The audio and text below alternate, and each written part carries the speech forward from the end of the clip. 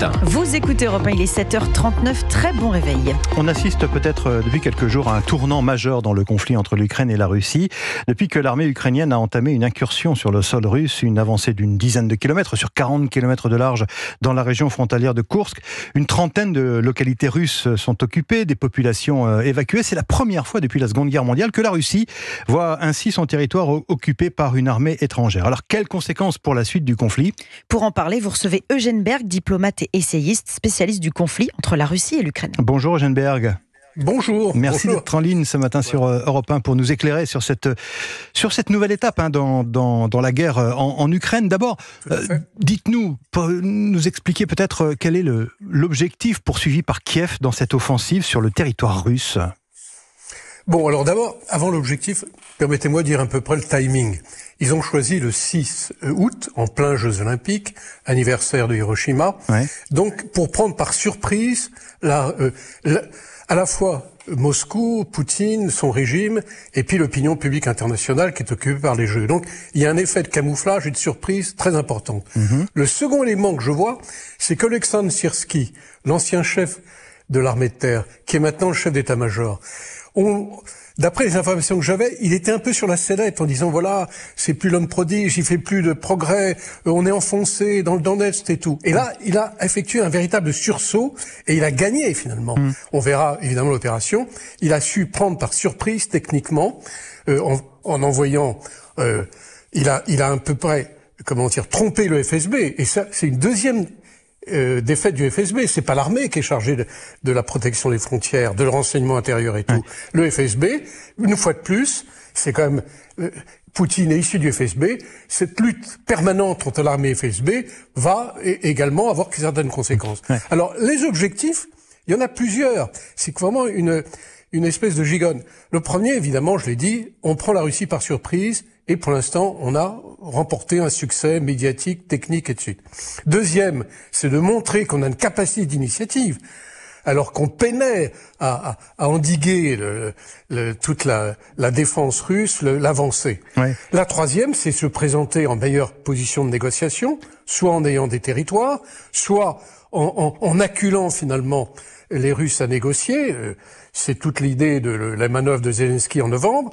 La troisième, c'est effectivement de montrer qu'on a une capacité de combattre par rapport aux alliés, au moment où les F-16 arrivent, en disant, vous voyez. Et la dernière impression importante, c'est de remonter l'espoir des Ukrainiens, les mobiliser à la guerre, ne lâchons pas, on commence à remporter, c'est pas le moment de baisser les bras, et ainsi de suite. Mais le défi maintenant pour l'armée russe, c'est de maintenir ses positions sur ce territoire russe occupé. Est-ce que ça sera possible ?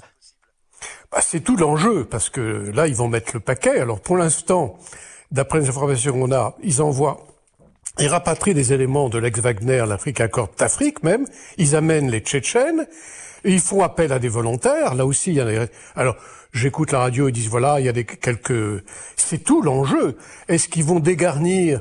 il y a à peu près 5000 soldats ukrainiens. Est-ce qu'il y en aura plus ? La proportion, c'est d'avoir 3 ou 4... Il faudrait de 20 à 30 000 Russes, qui est pas mal. Bon, par rapport aux 500, 600, par rapport aux petits 600 000, c'est peu, mais ça peut effectivement changer la donne.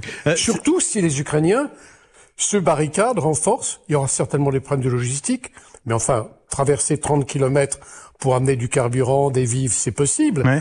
Et donc, ils peuvent, ils paieront très cher leur défaite. Donc là aussi, ça sera un combat et ça sera un combat acharné et dont l'issue est encore improbable. Tout dépendra évidemment de la capacité de mobilisation des Russes et si les Ukrainiens renforcent. Alors, les Russes disent qu'il y a par exemple des mercenaires étrangers, il y aurait même des Français, des Polonais. Bon, ça, c'est le brouillard de la guerre, c'est la propagande, on verra. Mais effectivement, c'est un véritable petit tournant. Alors, ça va pas, à mon sens, fondamentalement changer, puisque les Russes sont en nombre, en technologie. Pour l'instant, les Ukrainiens font un coup d'éclat qu'ils peuvent transformer en mini-succès diplomatique.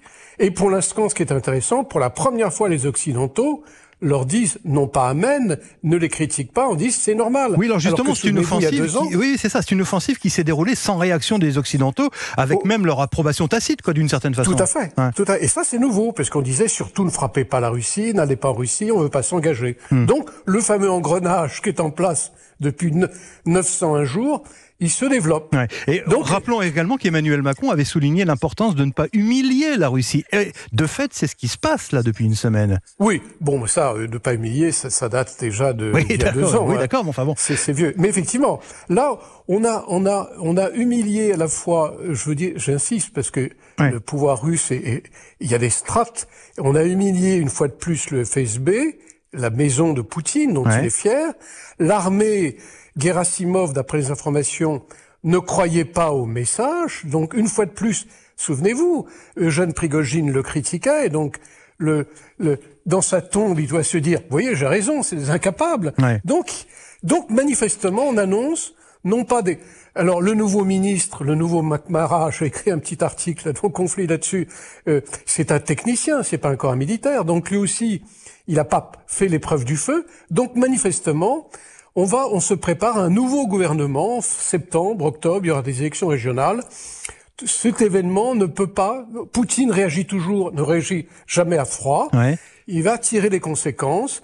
Et en tout cas, toute sa rhétorique de dire, il y a une expression russe, tout va comme sur des roulettes, tout va, le plan, on exécute le plan en temps et en heure. Ouais.